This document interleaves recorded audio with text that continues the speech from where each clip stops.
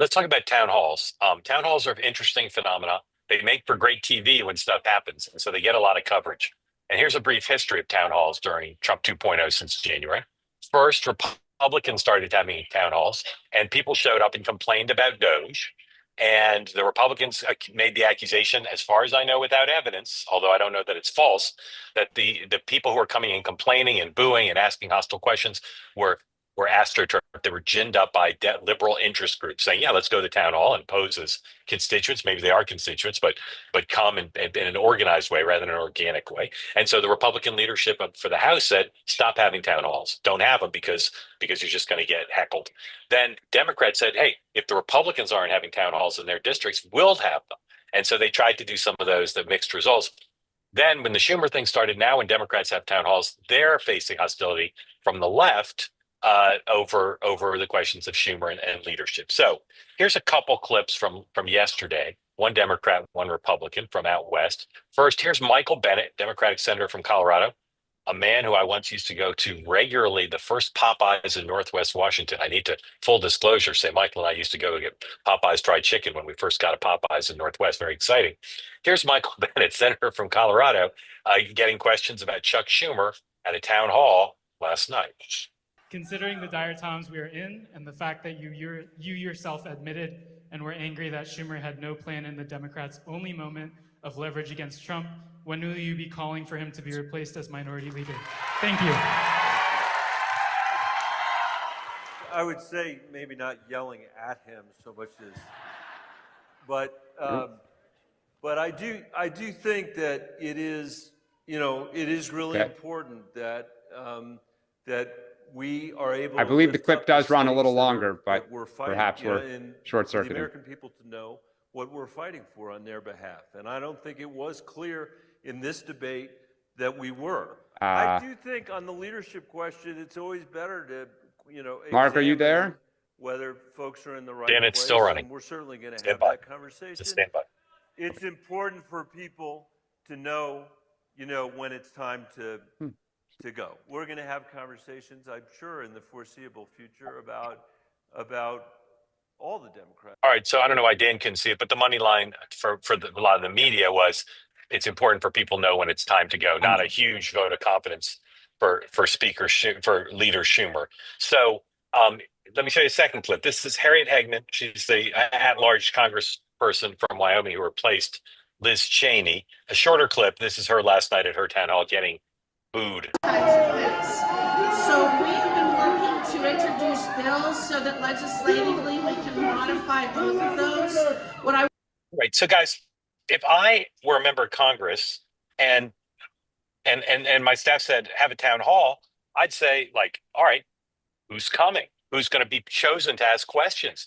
Can we plant people who are friendly to ask the questions? Like, it seems like too big a risk because, again, TV loves this stuff. TV loves showing clips like this. So again, there's two sides of it. First, let's talk about the disruptor side, not the member side. But if you're someone who wants to ruin some member's town hall and make news, Sean, what are like the tricks of the trade to get that done?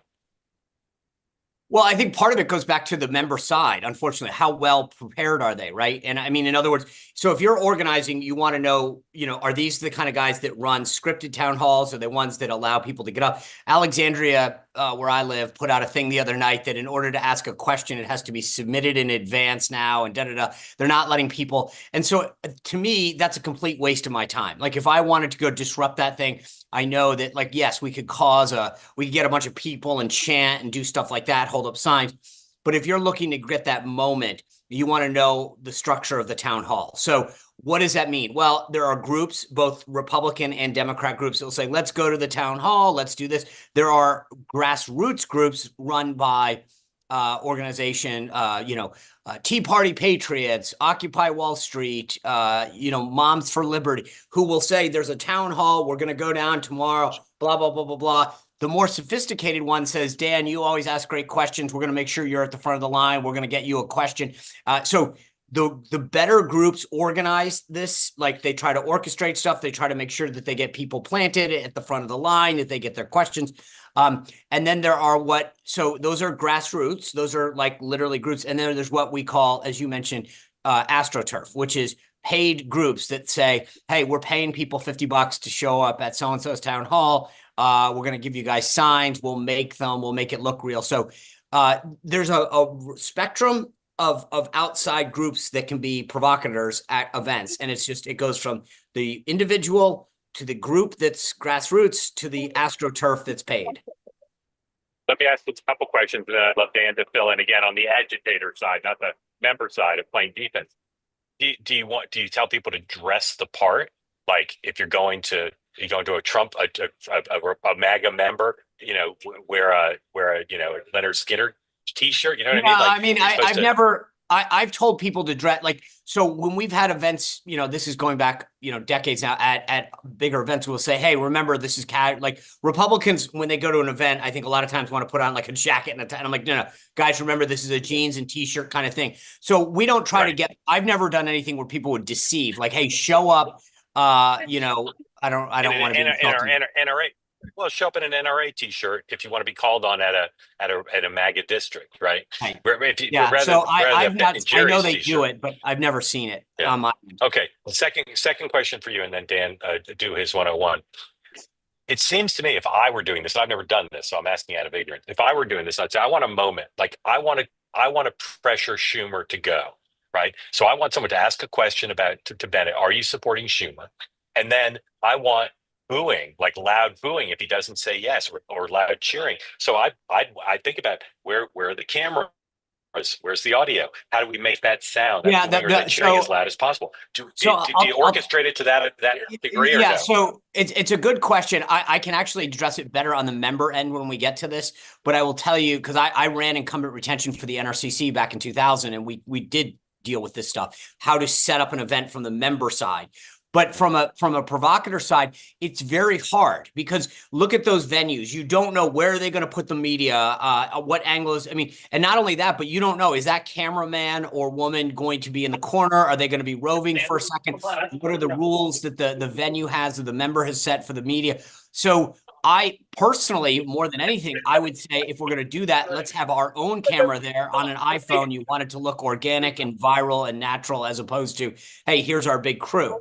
So generally speaking, this is less relying on the media to do your work for you, and your team being like, remember, Dan's going to be in the corner, so stare at him when you're, I would do it more on that end. Somebody should hire me. I could orchestrate these to make them great. Dan, from the provocateur side, how do you do it? Yeah, the thing though, Mark, is these are local members of Congress. These events are organized by district directors. They're in school auditoriums, like parks sometimes. So you don't have like a press riser in the back and like obvious spots. Usually the local press is like a person with a little notepad, and maybe you have your own set camera because you want to try to record it. And so the way these have changed is most members of Congress want a crowd. As staff, the last thing you want is your boss went to a town hall and 10 people showed up. So you put them out, like, when a district work week is going to occur, the member's going to be home on the weekend. Your district director will put them out on Facebook. You will pump out to try to get a crowd. And so the DCCC, the outside groups, monitor this stuff. And so when they see it, it's like, aha, Mark's going to do it at the auditorium in 2 weeks. And you do try to get people to go, and you do try to like whip up the frenzy of boos and hisses and repetitive questions. More and more people are controlling. You have to like submit ahead of time. Like Sean said, now you have kind of virtual town halls. But what you want is even people who stand up and say, hey, are you afraid to take a question? People who are going to get confrontational, that creates the moment. That creates the kind of tension that you want from an agitator standpoint.